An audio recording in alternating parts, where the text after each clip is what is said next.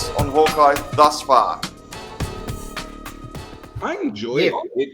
It's different. It's not different, but it's different. Like it wants to be. It's like it almost wants to be its own Die Hard, but Yeah. like, Yeah.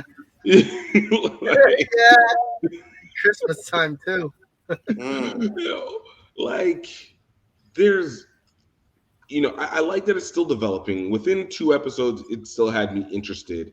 Um, I am still mixed on Kate Bishop because she kind of annoys me in a lot of ways, especially because she's like 22. But like, I'm also a little confused on the timeline because like trying to figure out like when 2012 happened for her. Was she 12, or I guess she had to have been 12 or 13 because the timeline isn't 2012 to 2021. It's 2012 to like 2023, 2024. And so like it's kind of such a ripple effect on stuff, but that's neither here nor there. But like I'm glad they call out the stuff, but it's this weird mix and balance. So I like where it's going. Jeremy Renner knows how to play curmudgeon all the time. Like that is his bread and butter. He is the ultimate like grumpy cool. Yeah. But I like where they're going with it. I like the setup that they have for it. Like it's down to earth, but it's also kind of silly. Jeremy Renner Hawkeye is the Roy Kent of this Marvel universe. Exactly. JP, what's your thoughts? Yeah, this show had me first episode. From the first episode, I'm hooked. I like that. That he's part deaf because it really shows that Hawkeye is human and he's the most badass of the Avengers because he's just this ordinary guy going toe to toe with aliens and gods, and it has a physical toll on him. And one of these things is being deaf. I mean, it's really cool, and I like the cinematics, like the camera work on Hawkeye, especially in one of the scenes where they're in the car and I forget which director does that, but remember in the car and then the camera's going around and showing 360 view of what's going on. Oh yeah. Children of Men is probably the most famous example of that. Right, exactly. Yes. Alfonso something. And the Russo brothers did it as well too during Captain America and the Winter Soldier.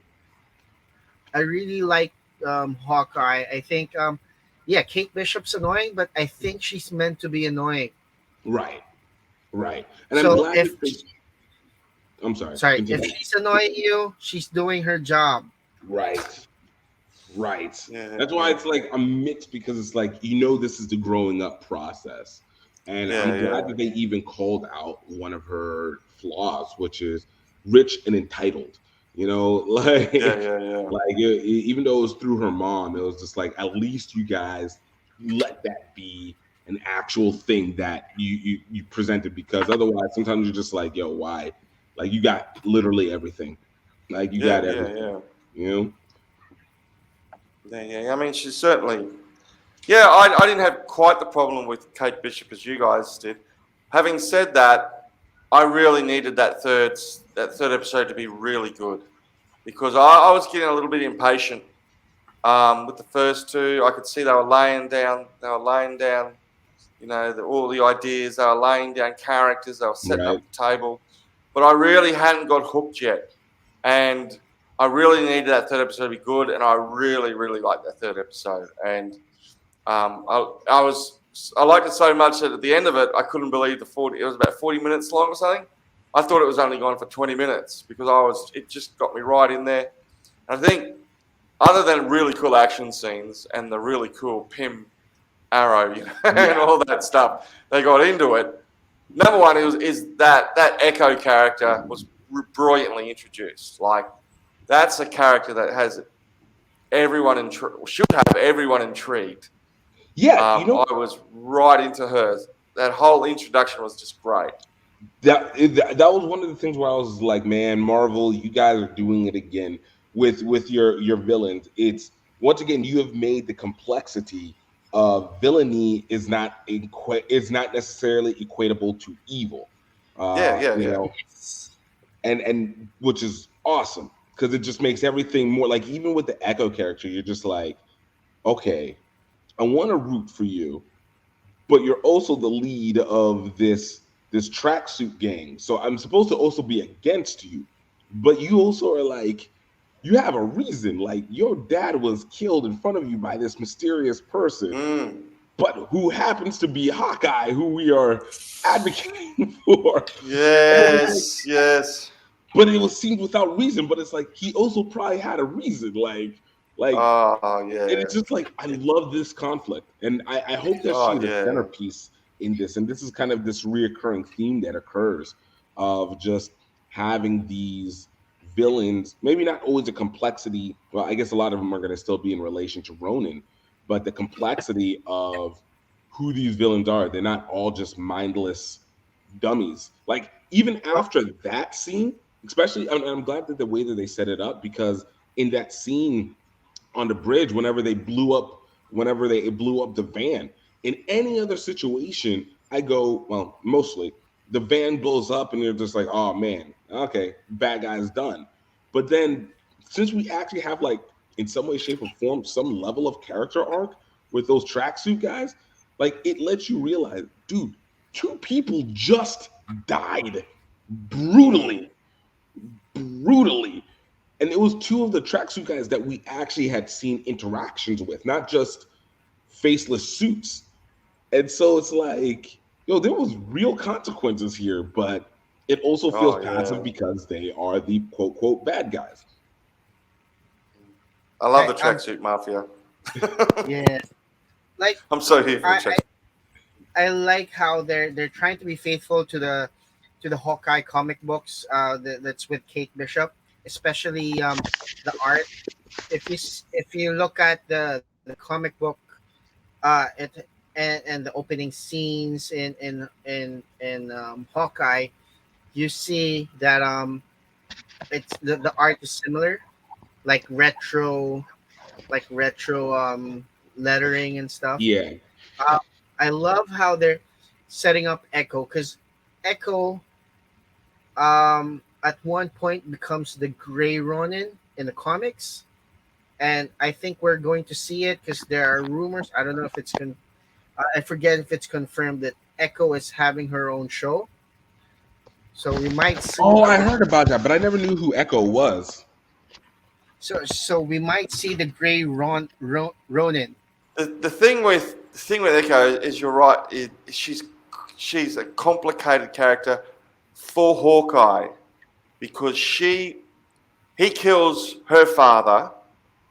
Like he's a father himself. He kills his father because Hawkeye becomes Ronin because he loses his family and he Right, wants to kill all the bad people left behind. By killing her father, and then his family comes back, her family doesn't come back. right, Right. So he gets his family back.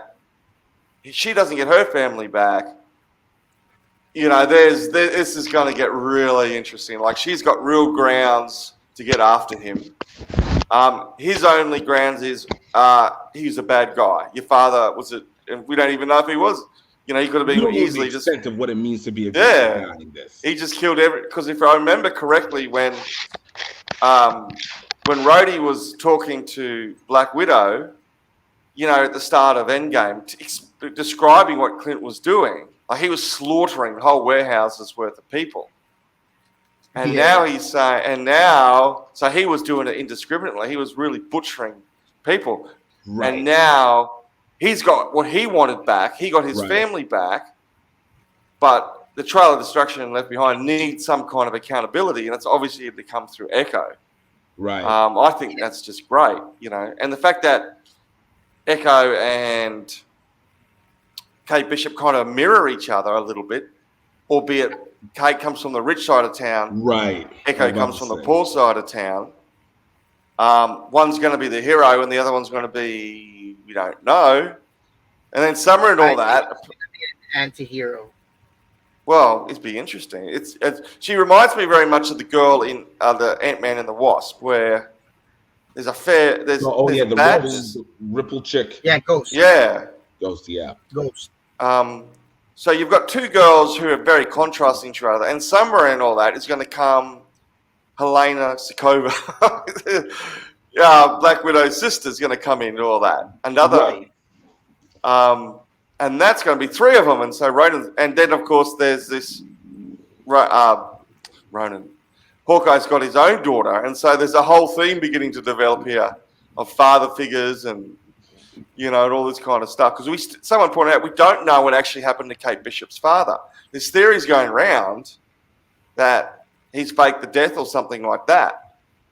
That was one thing I wondered. I felt like it was done so poorly, in my opinion, that it only leaves you up with a mystery, because it was just like, it wasn't like we saw, like, even whenever the Battle of New York happened, like, I'm still like wondering, where was the mom? Like, she comes out of that room in the first episode, and then it's just like stuff is shaking, but she didn't see anybody, hear anything until the last second. So I'm just like, where were both parents in it? And then all of a sudden you have the funeral scene, and I'm just like, okay, so this guy's gonna come back in some way, shape, or form.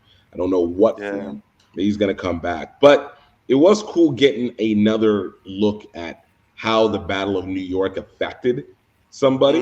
Though I will say what? Yeah, I agree. Like, a different perspective on the Battle of New York. Very cool. But it also makes it a little bit weird. Not weird. I also compared a little bit to what DC had tried to do with during BVS, and I think it's not as good as that. Whenever we saw Bruce Wayne like trying to dodge the battle from Clark, Superman, and Zod, but it was just okay, we got a little something here. It also makes it really kind of, really kind of offensive to have that. Like, I saw this on TikTok, and it was like, this is a good point. The Captain Rogers story, especially talking about the Battle of New York in New York, a little bit offensive. Never thought about that. Like, it's literally like they put it perfect here. It's like doing a play about 9/11 in 2011, and then adding stuff to it as if people are not still alive to remember what happened in 9/11. But there is a heroic ending to that Battle of New York. Like, Captain America does, conceivably save the day and goes on to do other good things. Like, it's the who doesn't do that? Ant-Man. That musical was so bad it was good. It was so bad it was good. I laughed. That made me laugh. And then the next episode they had that he goes and does that medieval LARP thing. Yeah, which that made me laugh. That was awesome. Love that scene. Love. This is why I couldn't get bored. Like, I wasn't bored with any of it. I was just like, please, I get your setup. Go ahead and set up. Let's remind our friends to please click on the subscribe button and hit that notification bell so you know when we have new videos out. Subscribe. Die. Oh, die.